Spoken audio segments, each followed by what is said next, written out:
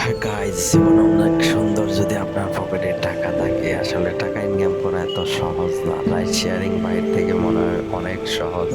আসলে ride sharing যারা করে তারাই বোঝে। প্রচণ্ড রোদ উঠলে মনে হয় গাড়ি টাড়ি ফালাই একদিকে বোঝায় পয়সা থাকি। আসলে বাইরে থেকে কিন্তু বোঝা যায় না।